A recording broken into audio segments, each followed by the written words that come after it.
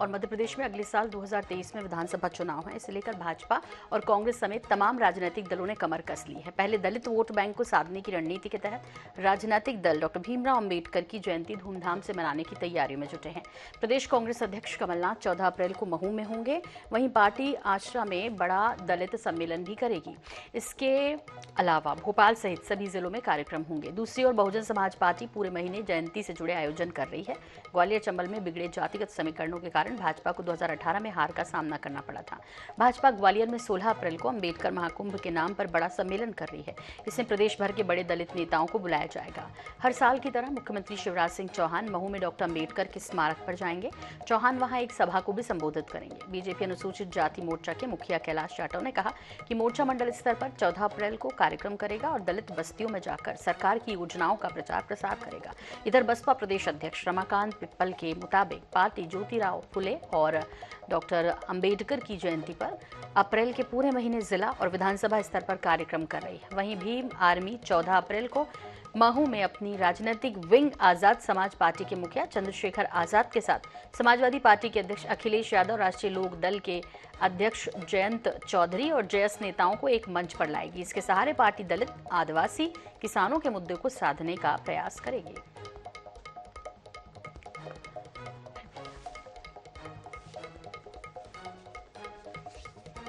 तो दलितों को, आदिवासियों को, पिछड़ों को साधने की कोशिश और सभी पार्टियां कर रही है। तमाम दल अपनी अपनी कोशिशों में लगे हैं। 14 अप्रैल जो कि 2023 है, उसमें 14 अप्रैल पड़ रहा है, यानी भीमराव अंबेडकर की जयंती का मौका है।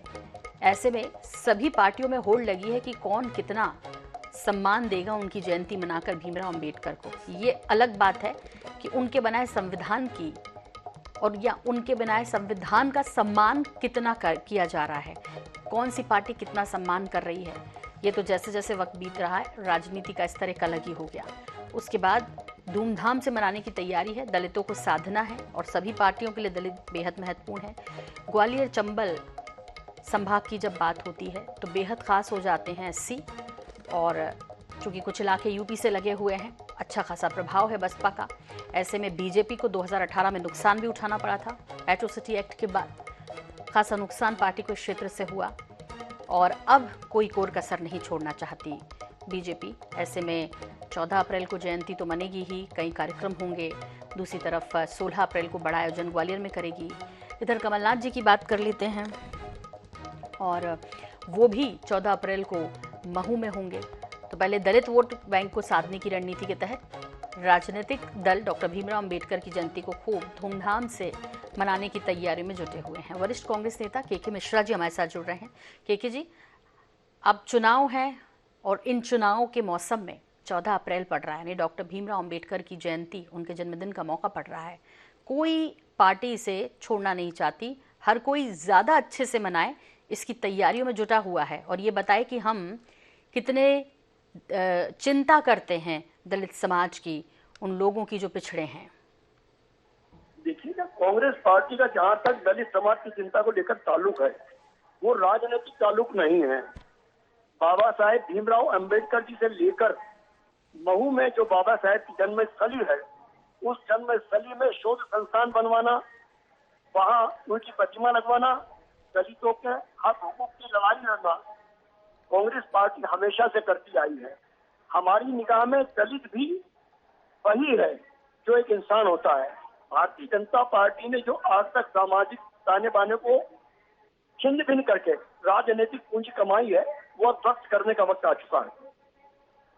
जी, हालांकि तैयारियां सभी पार्टियों ने की है। अब वो कोई भी ये नहीं कहेगा कि हम दलितों को साधना चाहते हैं, लेकिन ये सब जानते हैं अच्छे से कि कितनी महत्वपूर्ण है वो 85 सीटें, जिसमें 35 पे तो रिजर्व हैं और 50 पे असर पड़ता है। ये तो सिर्फ एससी की बात हो रही है, लेकिन इसके अलावा चाहे वो आदिवासी हो, चाहे दलित हो, एसटी एससी कोई भी हो, उन सब पर पार्टियों का फोकस स्पेशली चुनाव के महीनों में चला जाता है।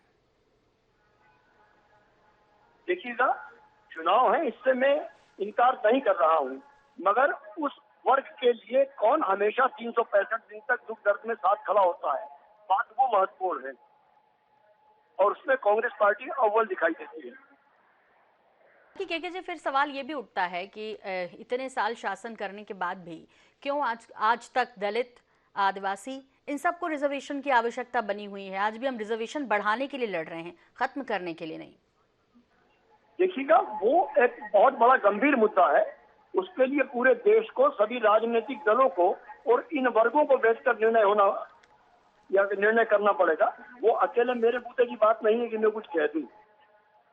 राकेश शर्मा जी, बीजेपी प्रवक्ता, हमारे साथ जुड़ रहे हैं। राकेश जी, केके मिश्रा जी दूसरी तरफ फोन लाइन पर है हमारे साथ, और वो कह रहे थे कि सभी राजनीतिक दलों को एक साथ होना चाहिए, तब जाकर रिजर्वेशन क्यों दिया था, ताकि जो पिछड़े हैं और जिनको लेकर आप जयंती मनाने जा रहे हैं, डॉक्टर भीमराव अंबेडकर की बात कर रहे हैं, जिनके लिए खूब तैयारियां हैं। 16 अप्रैल को तो आपका एक बड़ा कार्यक्रम ग्वालियर में भी है।